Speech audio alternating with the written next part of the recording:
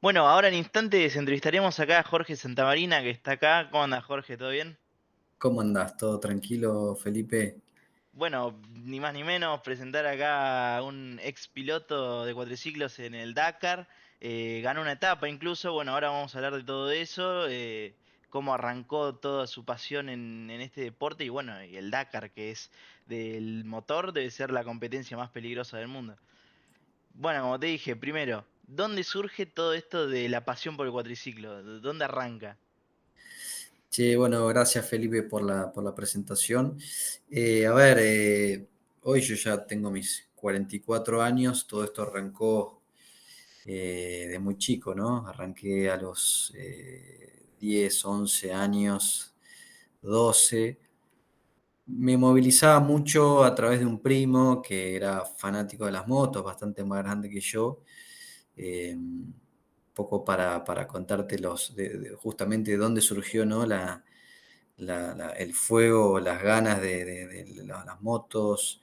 El cuatri vino después. Tengo un primo más grande que trabajaba de guardavidas en verano acá en Cariló y paraba en la casa con nosotros. Y él, bueno, siempre venía con moto, todo tipo de moto, o sea, la de guardada, la de mi madre, la de mis padres, y eso fue un poco lo que me fue contagiando. Yo era muy chico, veía eso y me volvía loco. Pues arranqué con la bicicleta, BMX, bueno, todo lo que era ruedas, sobre ruedas me encantaba. Y hasta que, bueno, de a poquito pudimos juntar unos mangos, mis hermanos compraron en ese entonces un CR80, una Honda, me acuerdo fue en el año 93, si no me olvido, 92, 93. Yo era muy chico, obvio, creo que estaba en sexto grado, séptimo. Y bueno, eso fue como mi primer contacto, ¿no? Con una moto de cross, con algo más de carrera. Y ahí arrancamos de a poquito. Al tiempo convencí a mis padres y a mi padre sobre todo de que quería un cuatriciclo. En casa era toda una novedad, toda mi familia son fanáticos del fútbol, todos hinchas de Estudiantes de La Plata. Entonces, la verdad que no digo que era mala palabra el cuatri o la moto, pero era un mundo completamente desconocido. Nosotros vivimos acá en Cariló, en ese entonces vivíamos en Cariló, un Cariló que no es el Cariló de hoy.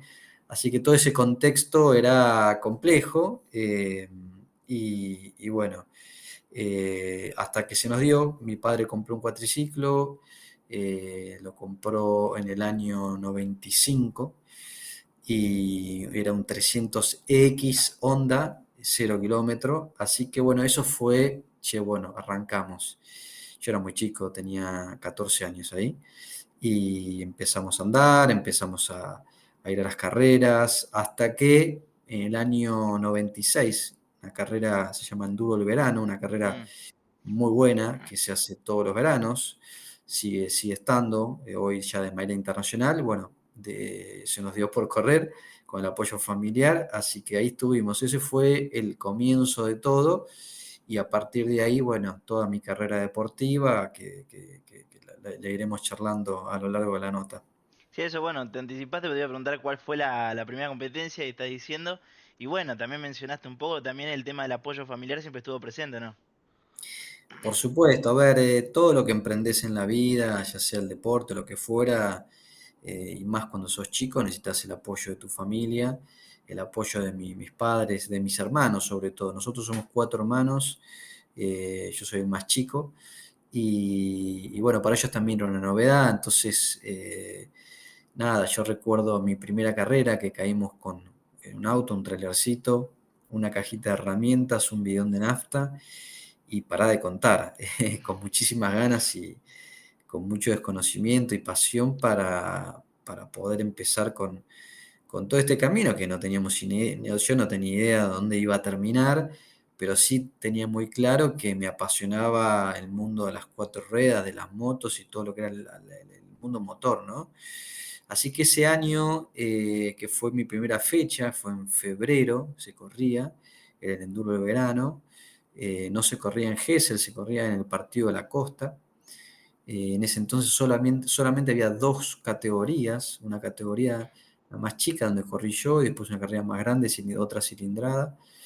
Y ahí fue el comienzo, porque ya después de esa carrera quedamos súper conectados. Mi viejo es como que empezó de a poquito a fanatizarse en el buen sentido, sin entender nada, mis hermanos, apoyo, todo, y empezamos con un campeonato que duró todo el invierno, en el año 96, y bueno, eso fue como la puerta a conectarse y a decir, che, bueno, esto es lo que me gusta, y con el apoyo de la familia poder hacerlo. Claro, y te iba a preguntar además el tema de los conocimientos mecánicos. ¿Estudiaste algo relacionado? ¿O fue más o menos de mientras ibas ahí arrancando esta trayectoria, como fue medio aprendiendo de ese lado? Y la realidad es que en el 96 yo tenía 14 años. eh, Ese año obviamente cumplía 15, pero ahí tenía 14, yo soy del 81. Entonces, te imaginarás, era un nene. Sí, obvio. Entonces, el conocimiento que uno podía llegar a... Yo tengo un hermano Ramón, que es de los más grandes, él se da muchísima maña con todo. Esas personas que tienen ese don de resolver y todo. Así que bueno, obviamente fuimos conociendo mecánicos, te vas metiendo en el mundo motor, vas conociendo un montón de personas que te van acompañando, otros te siguen, otros van quedando en el camino, pero no, no teníamos ni idea y era todo aprendizaje y en una época donde, para ponerte en contexto, no había internet, no había mil cosas y esa conectividad que hoy por ahí tenés con el resto del mundo, donde vos decís, che, googleás dos cositas y en un minuto te trajo la pieza que estás buscando. Bueno, en ese entonces no existía eso, nos manejábamos por revistas que nosotros estábamos adheridos en Estados Unidos, que nos llegaban mensualmente. Se llama Four Wheel Action, que después si la puedes googlear. Entonces ahí teníamos un montón de info de Estados Unidos, que Estados Unidos, como siempre, es un país que va súper adelantado y anticipado. Entonces ese era como nuestro catálogo sobre repuestos, más lo que se podía conseguir en zona, más lo que podías pedir por FedEx, Federal Express en ese entonces. Entonces, bueno, era un aprendizaje constante. No, sí. Y bueno, si querés, podemos pasar al tema del Dakar.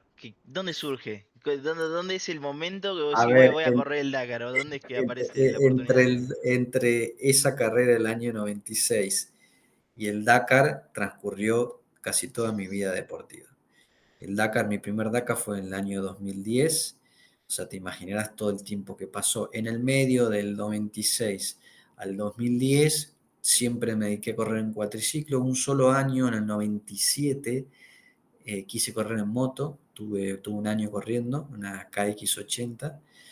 Después volví al cuatriciclo y siempre en cuatriciclo. En el 2000 cambio de categoría, me voy a un cuatri de cilindrada más grande.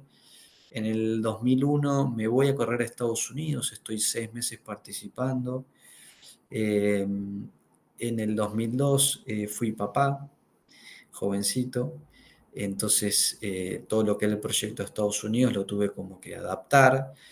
Después en el 2005 vuelvo a correr en Estados Unidos. eh, y ahí ya me quedé acá en Argentina. Empecé a correr para Yamaha Argentina, correr para Honda Argentina, auspicio de marcas, entonces como que se fue profesionalizando todo. Gané 6 campeonatos nacionales de cuatriciclo en la categoría cross, varios campeonatos provinciales, zonales, o sea, un montón de trayectoria. Y después en el 2009 llega el Dakar a la Argentina. Yo la realidad es que el Dakar es otra especialidad, es rally, no tiene nada que ver con lo que yo venía haciendo, aunque había una similitud que era un cuatriciclo. Entonces para mí era un mundo completamente desconocido, para muchos acá en Argentina también. Y yo mucha bola no le di. Javier Pisolito, seguramente lo habrás nombrado, amigo mío, en ese entonces él dijo, che, yo lo voy a correr en el 2009, me quiero anotar. Yo dije, no, ni loco. No, miento, vino el 2009, fue una gran novedad, y en el 2010, o sea, todo el año 2009 para el 2010, Javier me dice, che, yo lo voy a correr. Y digo, no, yo no, la verdad que no, no me interesa el Dakar. Entonces, allá por agosto del 2010 estaba trabajando en esta misma oficina, me suena el teléfono y me llama Claudio San Román, gerente general de Canam Argentina. Me dice, mira Jorge, sé que vos estás corriendo en cross, que no estás con el tema del Dakar, pero hay una vacante, me dice Marcos Patronelli, que había corrido en el 2009 con nosotros, no va a correr con nosotros, lo cual queremos que corras para Canam. Era Canam, el equipo era francés, pero como que mi butaca la sponsoreaba Canam Argentina.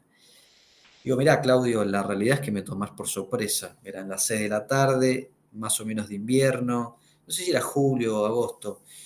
Le digo, Claudio, dame una semana. Me dice, mira, más de una semana no, porque tenemos que confirmar. Así que bueno, ahí comenzó, confirmé, me metí, lo hablé con mi familia, che, tengo esta propuesta. Nadie lo podía creer porque la realidad es que correr en un Dakar en cuatriciclo en ese entonces es algo más o menos de entre 120 y 150 mil dólares. Muchísimo dinero y presupuesto.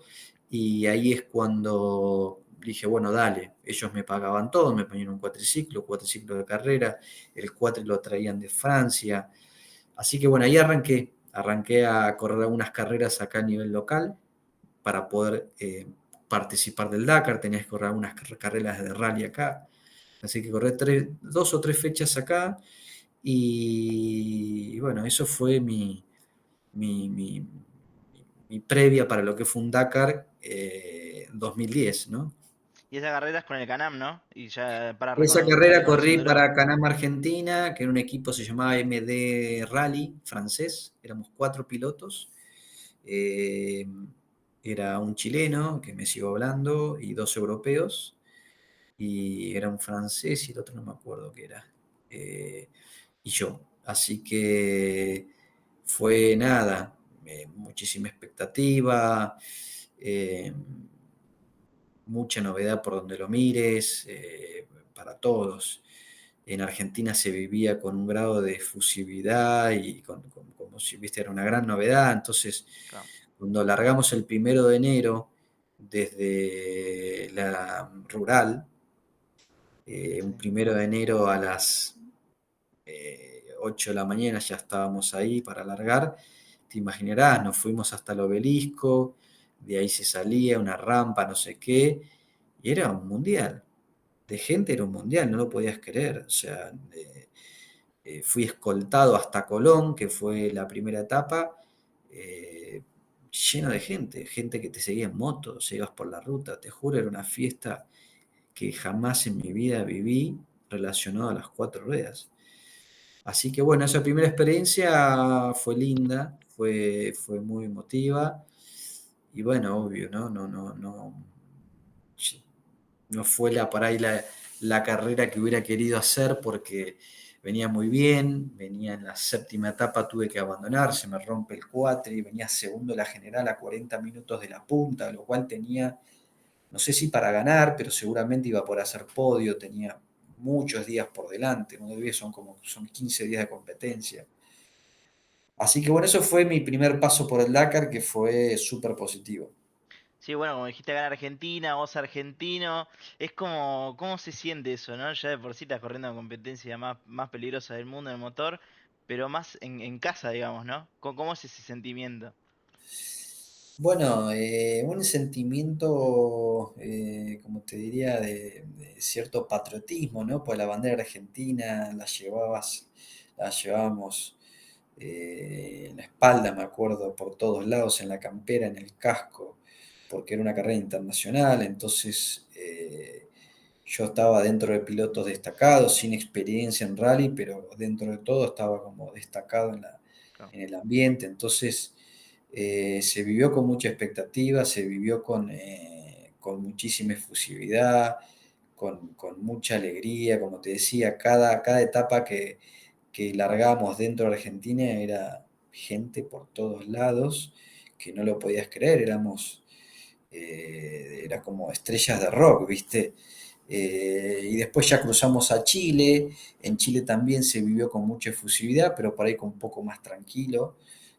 Chile conocí el desierto de Atacama, un lugar inhóspito verdad que si no hubiera sido por el Dakar jamás me hubiera ocurrido ir a conocer, porque sobre todo nos metíamos en lugares desérticos, completamente desconectados, y con todos los riesgos que una carrera de rally implica. Vos pensabas que yo me subía al cuatriciclo a las 5 de la mañana y me bajaba a las 5 de la tarde.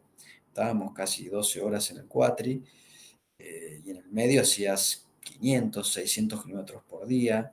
Entonces una carrera muy dura, muy, muy complicada, muy peligrosa, pero bueno, uno estaba entrenado y capacitado para poder hacerlo.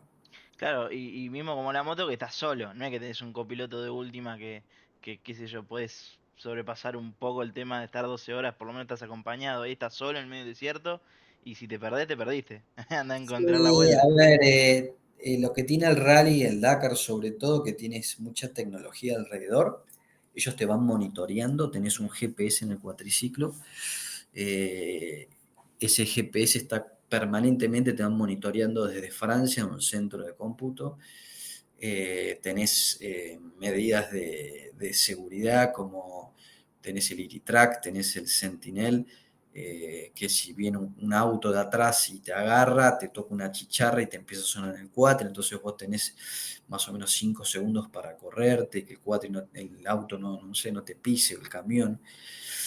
Es un evento súper profesional donde si bien estás por lugares desérticos y por momentos muy solo, conectado en la carrera, enfocado en la carrera, cada tanto te cruzas una moto, un cuatri, venís peleando con uno, por momentos no, eso no lo puedes medir, y sobre todo también porque los días son muy largos, entonces de repente pinchabas goma, no sé, siempre algún temita tenías. Sí. Bueno, con el Entonces, combustible, ¿no? Siempre tenés esos temas tenías, también. tenías puntos de recarga, el cuatri tenía tanques adicionales, en fin, vas preparado para ese tipo de carreras. Sí.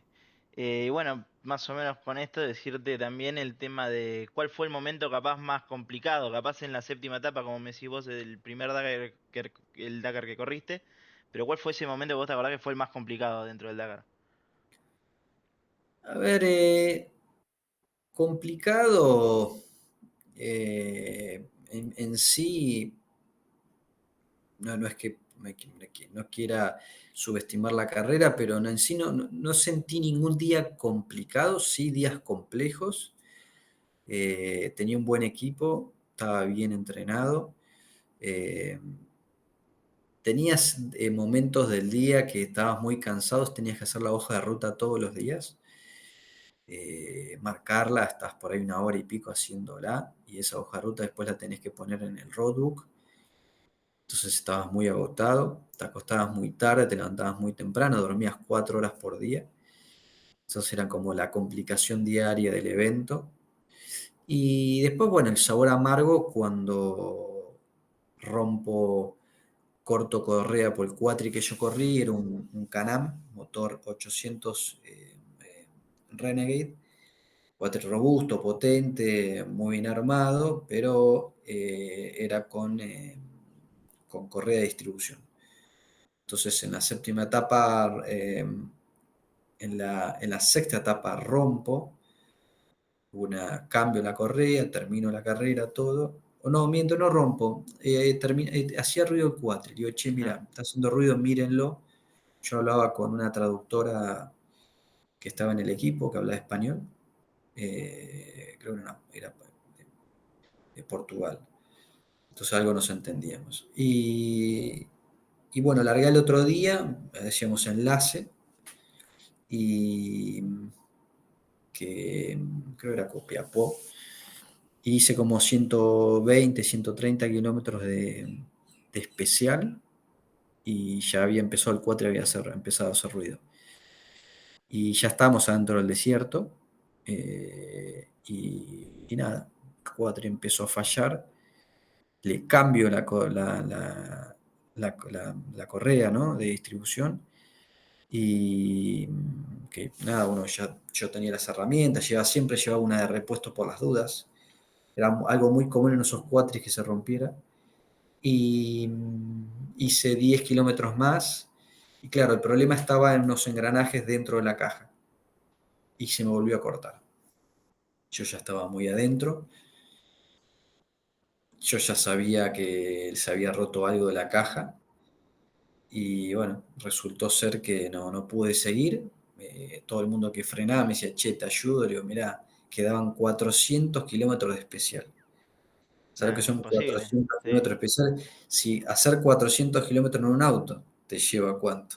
4 horas y sí. media, 5. Imagínate con un cuatri en el desierto. No, Entonces, lamentablemente nada, bajó el helicóptero, me dio un poco de comida a la mañana, que te tiene una bolsita con fruta, no sé qué, y, y nada, tenemos ahí, cuando vos corres, tenés previsto una manta térmica por si tenés que ir a dormir en el desierto. Entonces, eran las 6 de la tarde, ya empezaba a bajar el sol, ya no pasaba nadie. Yo estaba calmo, mm, pero hoy me pongo a pensar en el medio de la nada, no había sí, nada. sí. Si viste, decís, hoy digo, che, la puta, ¿no? Qué cagazo. Pero bueno, en ese entonces no. Y vino el helicóptero y me dijo, abandonás. Y sí, le digo, tengo que abandonar. Entonces, eso fue como un quiebre porque el abandonar, de ahí ya no hay vuelta atrás. Claro. Y una de las cosas que me marcó en ese entonces fue tener que sacar el GPS del cuatriciclo. Cuando sacas el GPS, que es un aparato que es tipo una notebook un poco Mm, más chica, ya lo desenchufás y ya a es partir de ahí como, no vuelve atrás. sí.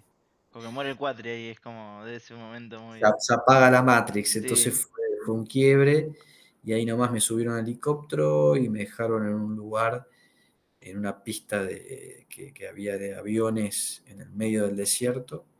Me subí a un avión turbohélice bastante grande que estaba lleno de pilotos que habían abandonado, pilotos lastimados, con suero, de todo un poco, parecía la guerra.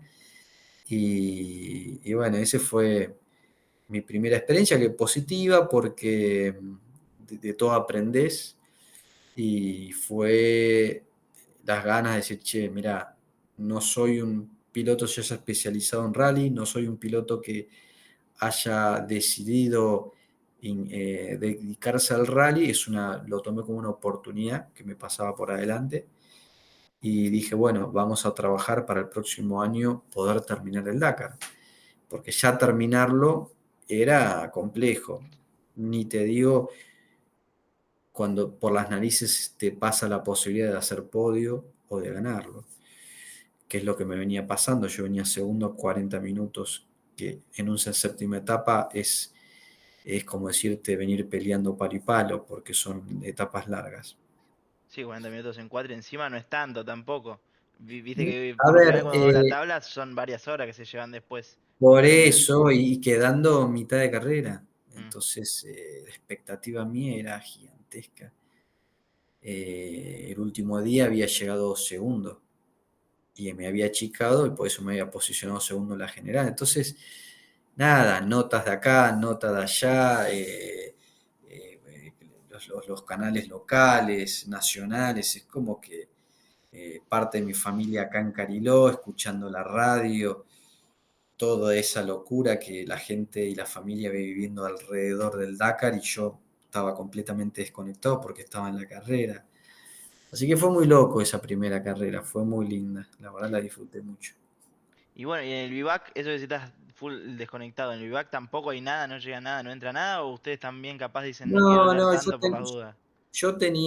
mi familia me seguía con un motorhome, no estaban dentro del vivac, estacionaban afuera, yo dormía ahí, pero bueno, en el vivac estás conectado, obviamente agarras tu celular y Mm, te escribe alguien, yo qué sé, contestás, pero estás metido, ¿viste? Terminaba la carrera a las 5, llegabas al equipo, hablabas un poco con el equipo, che, qué anduvo, qué no anduvo, qué hay que hacer, no sé qué, te ibas a comer algo, viste, que una pasta, que fruta, te alimentabas, tipo una, y de ahí ya te ibas al motorhome, te pegabas una ducha, masajes, yo tenía un personal trainer que me hacía kinesiología, y después ya para las 8 tenías el briefing, que era como la reunión de todos los días donde contaban en la etapa siguiente, donde te decían si habían correcciones de etapa, no, hacías la hoja de ruta, la ponías en el cuatriciclo y a eso de las 10:30, 11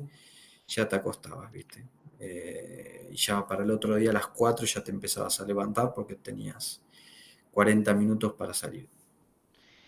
Sí, también te iba a preguntar, como dijiste, lo del personal trainer, que cómo es prepararse, ¿no? ¿Era algo diferente, algo especial, prepararse para el Dakar? ¿O cómo lo trabajaste?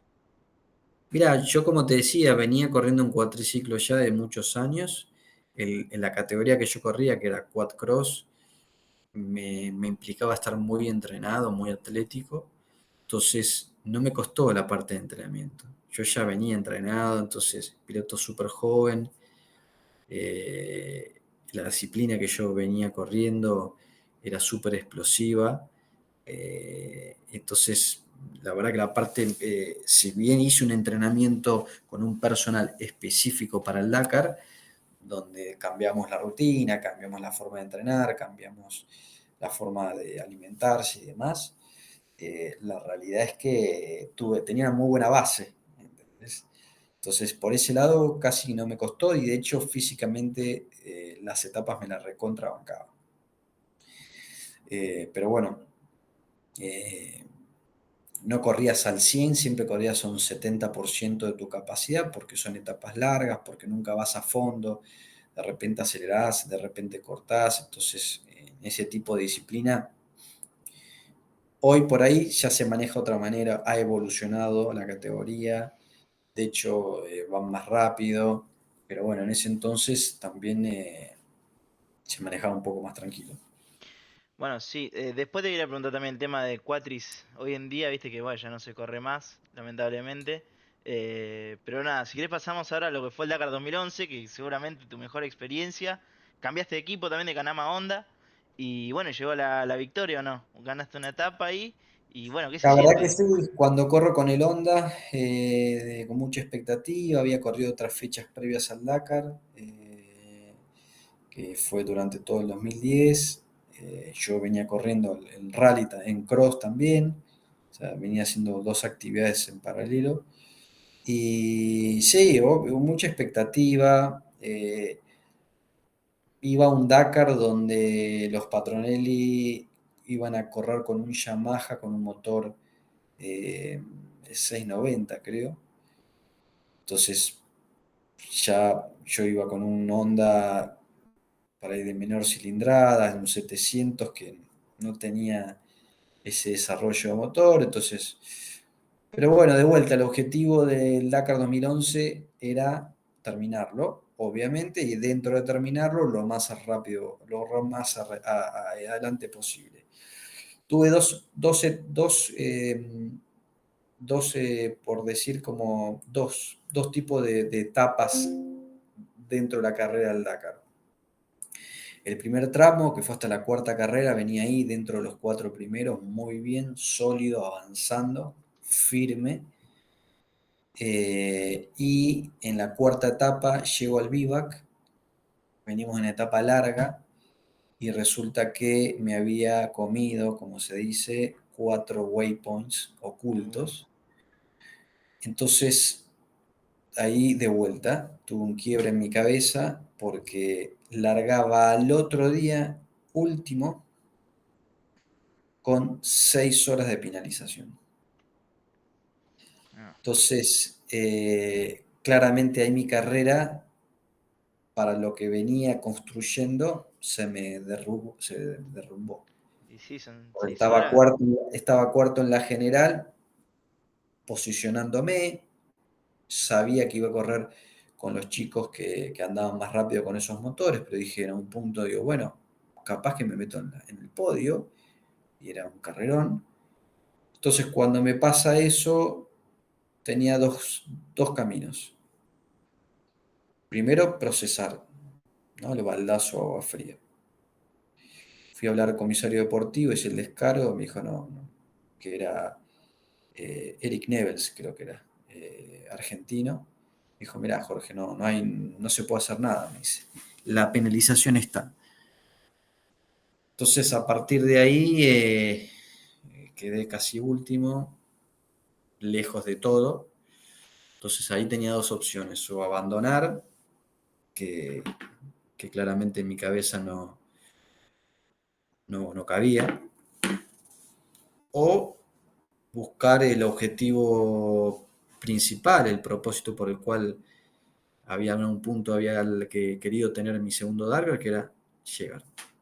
Entonces ahí es como que mi cabeza cambió, dije, bueno, a ver, vamos a completar el Dakar.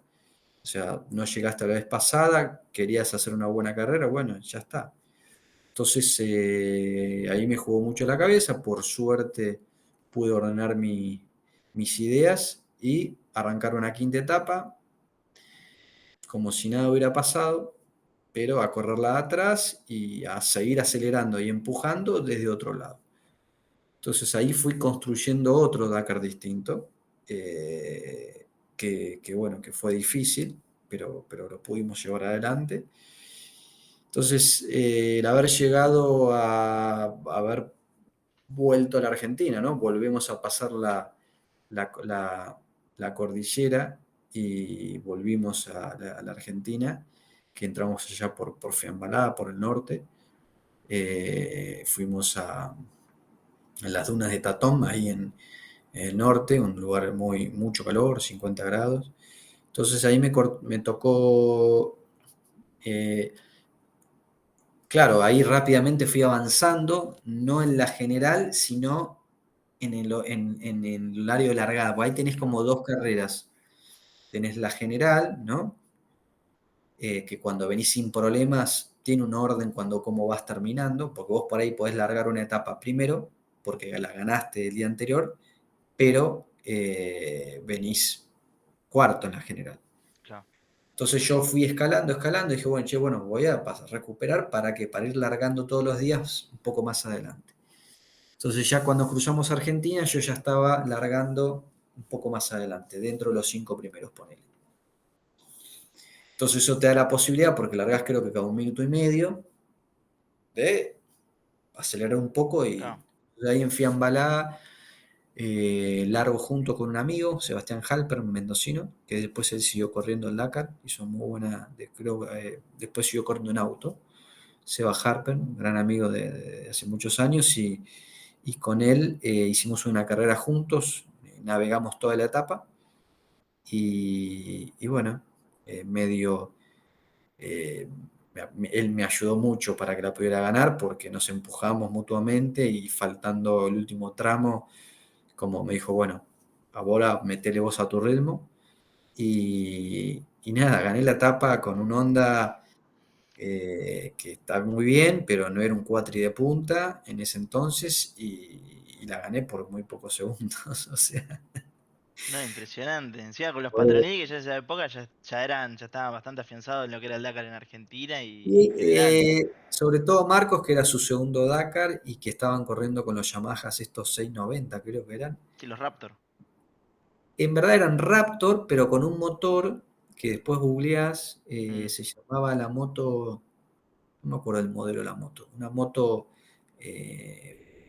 4 tiempos, de motor muy potente, 690, que se lo metían en el cuatriciclo, porque el Raptor era S700. claro. Eso, de hecho, al año siguiente ya lo suspendieron, Mm, ya no se podía hacer más. Entonces, nada, era difícil porque en mi quatri en rectas andaba 110, 120 y el quatri de ellos en rectas andaba 135, 140 kilómetros por hora. un Mucha montón. diferencia. Pero bueno, la realidad es que así todo me concentré, tuve este mimo a decir, bueno, vas siguiéndola de atrás, pero ganaste una etapa. Y una etapa difícil además, muy, muy difícil. Y, y nada, fue algo muy lindo haber ganado esa etapa. Fue un mimo al esfuerzo. Se me nada que ya entrás entre el grupo selecto, podríamos decirle, de los argentinos en una etapa, pues no son muchos, son pocos. Y en ese entonces, no, era el segundo argentino, si mal no recuerdo, en haber ganado una etapa. Y bueno, por el otro día ya largué primero. Y después, bueno, fueron días complicados. donde por ahí no era fácil, pero ya después fui como acomodándome en cuál era el objetivo de la carrera, que era terminarla. Así que nada, el objetivo se cumplió, que fue terminarla, y que fue difícil porque hasta el último día tuve complicaciones. El Quatri tenía muchas complicaciones con pinchadura de goma, porque el sistema de suspensión del Honda trasero Mm, es con dos brazos de suspensión, como si fuera adelante. claro, Entonces las ruedas rolaban mucho. Entonces al rolar lo que pasaba era que los cantos exteriores quedaban expuestos, entonces se pinchaba goma cada 2 minutos. Entonces le dio mucha complejidad a mi día a día y después, bueno, siempre tuvimos temas, aunque temas mecánicos, pero de vuelta, son cosas que van pasando en etapa a etapa y lo vas resolviendo y tu cabeza te lo permite hacerlo y entonces es como que todos los días vas superándote y hasta el último día, me acuerdo que el último día las gomas delante, una goma delantera se me desinflaba.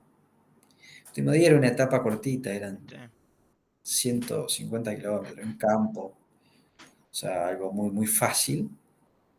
Y así todo tuve que frenar, ajustar el prensa talón, o sea, pero bueno, de vuelta, ¿el objetivo cuál era? Llegar. terminar, ya Sí, está.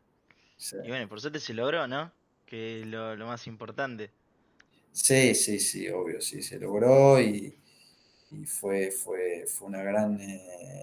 cuando vos lo terminás y a los días vas haciendo un poco el balance de todos los días que te tocaron correr y por las cosas que fuiste pasando, decís, wow, qué difícil, ¿no? Llegar hasta acá. Sí, y después también te quería preguntar, como dijiste que vos largaste primero en la etapa siguiente y ganaste, ¿cómo es arrancar primero? Porque viste que mucho se habla entre, poner, se escucha a Nasser Al-Attiyah, Loeb, Sainz, bueno, otros pilotos que es como el arrancar primero a veces no es tan bueno. Medio como que prefieren arrancar a veces un poco más atrás para ver las huellas y todo eso. ¿Cómo se siente A arrancar ver, primero? en la categoría cuatriciclos, como en ese entonces éramos los segundos en largar, ya adelante de uno habían largado un montón de motos. Entonces, tan complicado no era, porque en definitiva tenía ya una huella marcada y te permitía acelerar Claro, y apretar, ¿para qué? Para tener tu ritmo.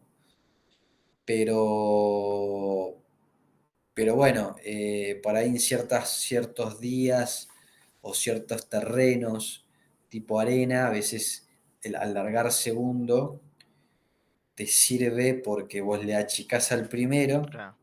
en tiempo le venís ganando y lo venís trayendo atrás, entonces lo venís empujando. Entonces ya después cuando falta para ir en el último tramo, acelerás y haces una Claro. diferencia como para... Por eso siempre cuando te dicen correr de atrás, pero bueno, muchas veces depende del terreno, Mm. es si sirve mucho o no tanto. En motos es distinto porque en motos las motos son las primeras que largan y en moto también se viene otra velocidad y sí, el que larga primero es un desafío más complejo. Sí, bueno, ahora te quería preguntar si vamos cerrando, tengo dos preguntas más, así no sé cómo estás de tiempo, Sí, sí. pero te iba a preguntar por algo que yo leí, que digo, que no sé si lo leíste en el momento cuando salió la nota con Manuel Andújar, que fue, bueno, el último ganador ahí de argentino, mismamente en el Dakar de cuatriciclos, que te mencionó en una de esas entrevistas como siendo un referente, como que cuando era chico, va, no sé qué tan chico, pero es como que te veía a vos y decía yo quiero ser como él y correr el Dakar. ¿Qué se siente eso? A uno por dentro. A ver, en caso de Manu, yo con ellos corrí junto con Manu, me dieron la oportunidad de correr con ellos, eh, de compartir todo un año y medio de carreras, casi dos. Me permitió acompañarlo a verlo correr en Estados Unidos. Entonces con Manu tuve una relación muy cercana y lo vi crecer. Él estaba ya terminando el colegio, la secundaria, entonces Vi todo su crecimiento en lo personal, en lo deportivo, en la parte de cross, corrió afuera. Entonces, eso con Manu fue estar en su momento, ¿no? Y compartirlo. Yo venía a estar 5 años sin correr. Ellos me dijeron, che, Jorge, ¿tenés ganas de volver? Digo, bueno, dale. Volví al quatri, volví al cross, gané un par de carreras, corrí el enduro del verano, quedé segundo a 15 segundos de la punta del primero. Es como que tuve un cierre en mi carrera re lindo. Eso fue en el 2015, 2016. Y ahí ya dije, bueno, me corro, ya está, ¿no? Hice bastante en mi vida y al poco tiempo me casé, después tuve más hijas, en fin, armé mi familia nuevamente. Entonces, no, Manu, vi todo su desarrollo, después él se pasa al Dakar, fue construyendo de una manera muy prolija, muy responsable, muy profesional todo un camino, un caminito de hormiga, hasta que, bueno, le permitió llegar a donde le pudo llegar, que es admirable. También apoyo de su familia, el papá, la mamá, amigos, mecánicos. Entonces, nada, lindo, ¿no? Que alguien te tenga en cuenta, que piense en uno y que ese granito que por ahí uno haya podido aportar haya servido de algo. Y bueno, ese es lindo, es gratificante. Más saliendo campeón. O sea, es como que debe ser, para vos, por dentro, debe ser como algo impresionante, ¿no? Como algo soñado, digamos. Sí, obvio, sí, sí, sí. De vuelta, por ahí mi carrera en el Dakar no fue linda, fue súper satisfactoria. No fue una pasada por rally donde uno haya dejado una gran marca, porque tampoco fueron muchos años, fueron solamente dos, solamente pude terminar una sola carrera. Pero bueno, me bastó también para conocer un montón de gente, de amigos, pilotos, porque también el deporte, que uno por ahí no habla tanto, pero el deporte cosechas otro tipo de cuestiones que la vida te permite hacer, ¿no? Relaciones, vínculos, gracias, Juan. Eh, que te da el deporte, te da la vida, entonces que te quedan para toda la vida esos contactos. Entonces el deporte también no es ni más ni menos que la posibilidad de no solamente desarrollarte en lo personal, sino crecer acompañado de gente que te cree, te quiere, te acompaña, te apoya. Y bueno, después para cerrar, no sé si podrás hacer estilo un análisis o dar como un consejo un poco a los chicos que hoy en día quieren llegar a poder competir en el más alto nivel. Mira, la realidad es que nada se construye de un día para el otro. Eh, es clave tener esa pasión adentro y sobre todo tener muchísima paciencia. Los resultados suelen venir y para que los resultados vengan tenés que tener muchísima constancia, mucha disciplina, mucha vocación de lo que haces y sobre todo mucha pasión, ¿no? Ese propósito que muchas veces no sabes qué es, pero que te lleva a, como por ahí vos lo que estás ahora, que estás en tus comienzos de una futura carrera muy linda, que es como el periodismo. Entonces, básicamente eso, que uno trate de marcar su sendero, que el éxito no es a dónde llegás, sino principalmente cómo vas transitando, ¿no es cierto?, cada día de tu camino que decidís de alguna manera emprender para poder en algún punto decir, bueno, llego y sigo avanzando, ¿viste? A veces muchos hablan del éxito y la verdad que no, es algo que por ahí uno relaciona el éxito con, con la fama o con el salir primero, y la realidad es que en el medio hay un montón de cosas para valorar, para sacarle provecho, para darle valor y para que te sirvan para construirte como persona. Así que bueno, básicamente un poquito me fui por las ramas, pero es eso, ¿no? Es trabajar en eso. No, está perfecto. Bueno, muchísimas gracias por tu tiempo y por esta entrevista. Así que, y bueno, hasta acá fue la entrevista con Jorge Santamarina. Eh, Nuevamente agradecerle por su tiempo, ya que nos dio una entrevista sobre un deporte tan apasionante como es el Dakar. Bueno, él, como mencionamos en entrevista, argentino, corre acá, representante de lo que es Argentina, aparece en los libros de historia como uno de los pocos ganadores de etapas, y siendo uno de los representantes más impactantes dentro del mundo del cuatriciclo, como mencionamos en entrevista mismamente, que lo menciona el Manuel Andújar, que fue el último campeón argentino del Rally Dakar en 2021. Y nada, muchísimas gracias por la entrevista y espero que les haya gustado.